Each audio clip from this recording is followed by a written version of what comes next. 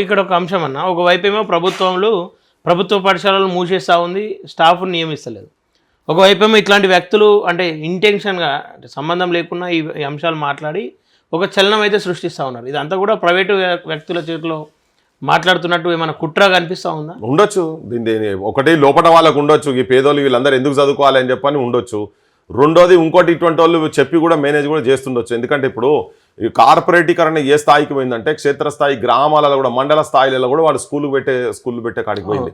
ఇలా ఏ ఇంటికి చూసినా ఏ పేద ఇంటికి చూసినా కానీ చిన్న ఏదన్నా ఒక ప్రైవేటు బళ్ళల్లో వేపిస్తే నెలకు ఒక 2-3 పిల్లలన కానీ 15,000 నుంచి 20,000 రూపాయలు వాళ్ళకి క్షౌరం అవుతున్నది. అదే ప్రభుత్వం కనుక పెడితే గతంలో చేసిరు కదా.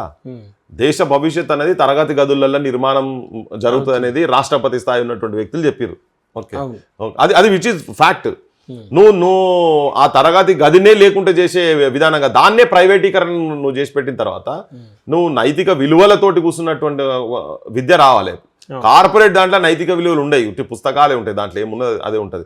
కానీ ప్రభుత్వ బడులలో సామాజిక బాధ్యతగా ఆ పంతులు వేరేవి కూడా అన్ని కలిపి చెప్పే సిచ్యువేషన్స్ ఉంటాయి, అందరు కలిసి ఉండే సిచ్యువేషన్స్ ఉంటాయి. కాబట్టి ఈ ప్రైవేట్లో నీ పుస్తకాల పురుగులు తయారు చేస్తున్నారు.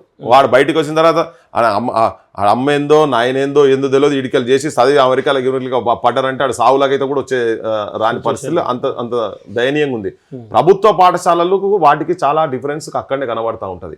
ఓకే, గరికపాటి మాటలపైన చివరిగా ఆయన ఇప్పటి వరకు కూడా బయటకు వచ్చి ఇంతమంది స్పందిస్తూ ఉన్నా క్షమాపణ కోరడం కావచ్చు, అందులో తప్పిదాలు ఉన్నాయి సరిదిద్దుకుంటా అని చెప్పడం కావచ్చు, చేయడం లేదు. అదే ఒక సాధారణ వ్యక్తి ఇట్లాంటి మాటలు అంటే ఆ వ్యక్తుల పరిస్థితి ఎట్లా ఉంటుంది? గరికపాటికి అది ఆయనకు నెత్తిలకు ఫుల్ ఎక్కి ఉన్నది, అహంకారము నెత్తికి ఎక్కి ఉన్నది. సో అది ఇంకా దిగాలి ఆయనకు. అటువంటి వాళ్ళు ఇప్పుడు ఏదో క్షమాపణ కోరినా కానీ నా బోటనైతే నేను ఆయన అటువంటి వాడిని క్షమించే పరిస్థితి ఉండదు. ఏం తెలియని ఒక అజ్ఞాని మాట్లాడినంటే వేరే విషయం. కానీ ఈయనకు మొత్తం పుస్తకాలు చదివి వేదశాస్త్రాలు వీటిలో అన్ని పద్యాలు వాటి అర్థాలు ఇవన్నీ చెప్పుకుంటూ తిరుగుతున్నాడు కదా. అటువంటి వాడు చెప్పింది బై డిజైన్ అని చేస్తున్నాడు. అందుకనే సమాజం కూడా ఇటువంటి వాళ్ళ పట్ల జర జాగ్రత్తగా ఉండాల్సిన అవసరం ఉంది. వీళ్ళందరూ అన్ని తీసుకొచ్చి ఒకటే స్థాయిలో ఏదో ఒక దగ్గర దీన్ని ట్విస్ట్ చేసి చెప్పడం నాకు ఆడియన్స్ అప్పుడు సపోర్ట్ కొట్టడైతే నాకైతే విచిత్రం అనిపించింది.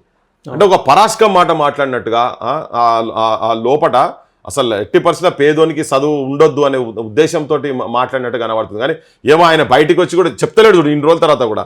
సో అట్లీస్ట్ ఆయన చెప్పినా కానీ నా బోటర్లు అయితే నేను పెద్దగా అటువంటి అది ఆయన నైజం బయటపడ్డది కాబట్టి వేరే ఎవడు క్షేత్రస్థాయిలో కింద మాట్లాడినా కానీ ఆయన ఎంత దుమ్మెత్తిపోద్దురో ఇప్పుడు. కానీ ఈయన ఇంత పండితుడు కొంతమంది ఇప్పుడు ఎట్లా చెప్తారంటే ఆయన చాలా పెద్ద పండితుడు, ఈ ఒక్క దగ్గర కొద్ది అటు ఇటు కావచ్చు, కానీ దీన్ని చూసి మీరు మొత్తానికే మీరు అటు ఇటు చేయొద్దు, పొద్దున్న దాకా చేసి పొయ్యిల వీటిని అన్నట్టు చూసినావా అటువంటి వాళ్ళు అన్నట్టు. వీళ్ళంతా పేద శాస్త్రాలు గీస్త్రాలు చేసి పెళ్ళాన్ని పొద్దున్న లేస్తే సాయంత్రం కాగానే పొద్దున్న లేస్తే తిట్టాలి, సాయంత్రం కాగానే మందేసి కొట్టాలి, బయటకు వచ్చి జనాలకు నీతులు చెప్పాలి. ఇగో ఇటువంటి వాళ్ళు అన్నట్టు ఇటువంటి వీళ్ళంతా ఇక అటువంటి వాళ్ళ గురించి మనం చెప్పేది సరైన వ్యక్తిగత జీవితాలకు నేను పోతలేను. కానీ నేను ఒక సామెత చెప్పినట్టు చెప్పే విధంగా నేను చెప్తున్నా నేను. కానీ ఇవి మందికి ప్రవచనాలు ఇవన్నీ చెప్పేది కాదు నాయన కథలు. అందుకనే ఏంటంటే ఈ వ్యక్తి ఏందో తరవుగా ఎక్స్పోజ్ అయ్యాడు జనం ముంగట. ఎక్స్పోజ్ అయ్యింది కాబట్టి ఇటువంటి అవసరమే లేదు, అతను వినాల్సిన అవసరం కూడా ఏం లేదు. అదే కొంతమంది ఏదో వాళ్ళ పాండిత్యం చెప్పినది కొంతమంది బయట చెప్తారు. ఏమవుతుంది మనం కూడా తప్పులు చేస్తాం, మేము కూడా తప్పులు చేసినప్పుడు నువ్వు క్షమాపణ కోరితే అయిపోతుంది, ఇది ఇక్కడికి ఫిటం అయిపోతుంది, ఎవరు అంటే నిన్ను క్షమించేస్తారు అనే లెక్కల మాట్లాడుతారు. అది క్షమించేటువంటి మాట కాదు ఆయన మాట్లాడింది. నా ఉద్దేశంలో ఆయనను ఎట్టి పరిస్థితిలో క్షమించే సవాలే లేదు. ఆయన బంద్ చేసి పడేసేయాలి. ఆమె ఇంకేమైనా మోక్షం ఉంటే ఏదైనా బడ్లకు పోయి పిల్లలకు పోయి ఆయన్నే కూర్చొని ఆయన్నే వండి పొద్దుగా లేచి స్నానం చేసి ఆయన్నే వండి ఆయన్నే బువ్వ పెట్టేటట్టుగా ఆయన ఇక శేష జీవితం మొత్తం అదే గడుపుతా అనే స్థాయిలో కనుక పోతే తప్ప, లేకుంటే మాత్రం ఇటువంటి వాళ్ళను అసలు క్షమించే సవాలే లేదు. ఇంకొకటి కూడా చెప్తున్నా, క్షేత్రస్థాయిలో వీళ్ళు అంటారు గవర్నమెంట్ మంచి న్యూట్రిషియస్ ఫుడ్ పెడుతున్నామని, కానీ చాలా ఘోరం బాగుంటే పసుపు నీళ్ళతో చారు అనుకుంటారు. నేను మస్తు బడలే మనం పోతే కూడా చాలా వీడియోస్లో నేను అవి చూపించిన కూడా. ఇంతంత ఉప్పు ఇంతంత ఉప్పు ఇంతంత పసుపు ఇంతంత కారం వేసి ఇచ్చుడే. కొన్నిట్లో ఉప్పు కూడా ఉండదు. నేను పిల్లల్ని అడిగితే అన్నం చాలా మంచిగా అంటే మంచిగా అంటారు. అరే ఏందన్నా ఏం లేదు, పప్పు కనబడి పప్పుచారు అంటారు దాన్ని. ఉట్టికి దీన్ని చూసి అరే ఇదేందమ్మా పప్పే లేదు పప్పుచారు ఎట్లయితుంది పప్పు అంటారంటే మాకు చూస్తే ఏంటంటే వాళ్ళ ఇంట్లో అంతకన్నా ఘోరమైన పరిస్థితి ఉన్నది.